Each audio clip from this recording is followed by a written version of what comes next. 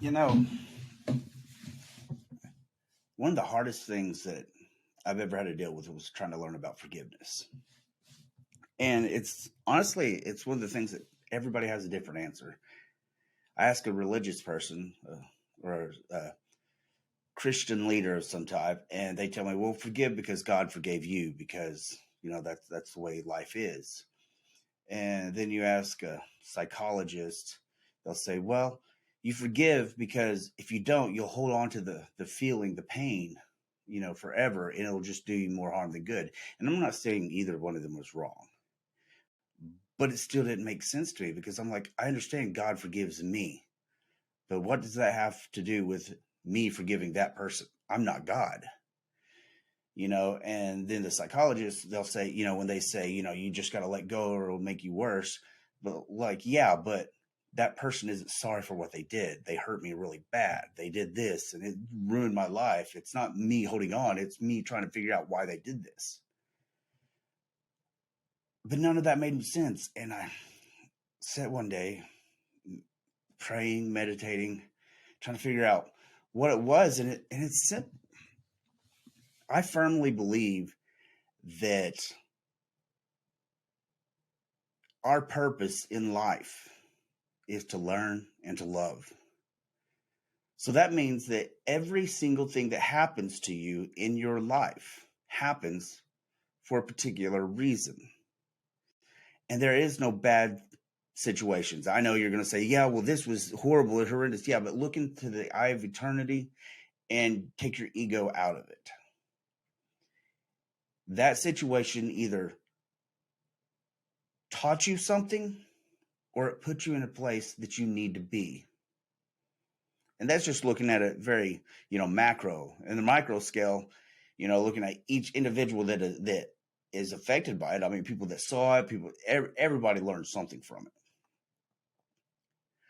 So what forgiveness actually means, or at least what it needs to forgive, what you need is you need to understand that as bad as that situation was, as bad as that person was, as much at fault as that person was, if they didn't do what they did, you wouldn't have the opportunity to learn what you learned.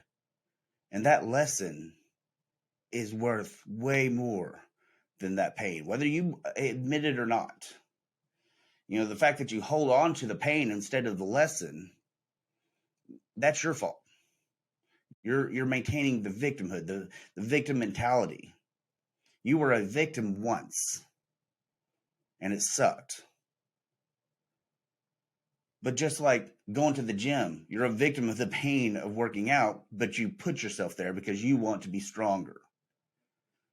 Yeah, it sucked at the time, but you learned so much. Any military guys will tell you, guys and girls, will tell you that it sucked when they went through boot camp. But what they learned afterwards and where it took them was just phenomenal. A lot of people like to throw hate at my ex-wife, my second ex-wife, and say, well, she did this, she did that.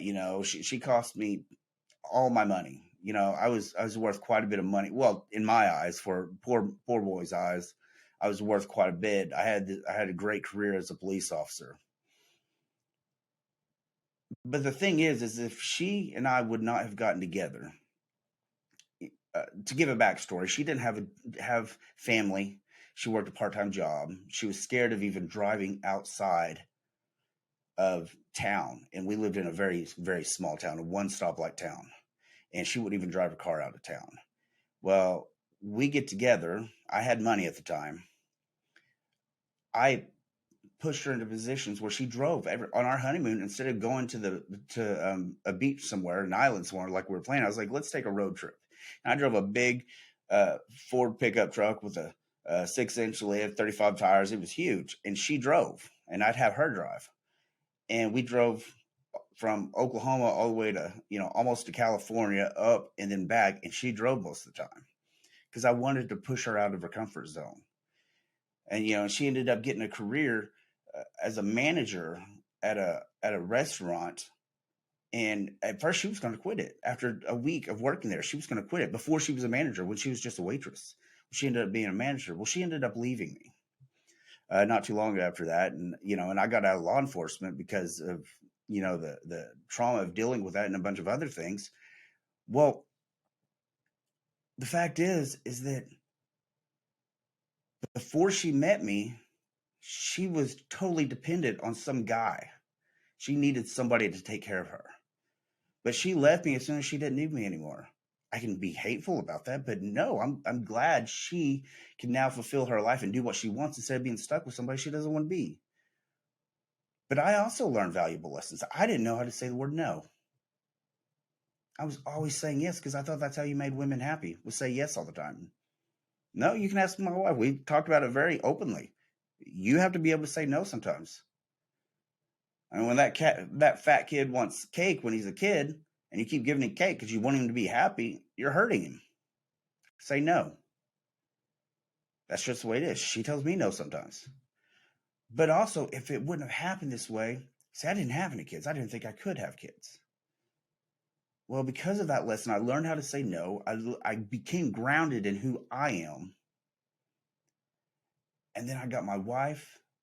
I got my daughter. I changed careers. I became a police officer again for a little bit, but then I changed careers because my vision changed.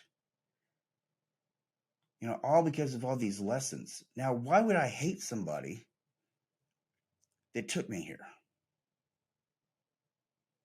It sucked. It hurt. It caused trauma.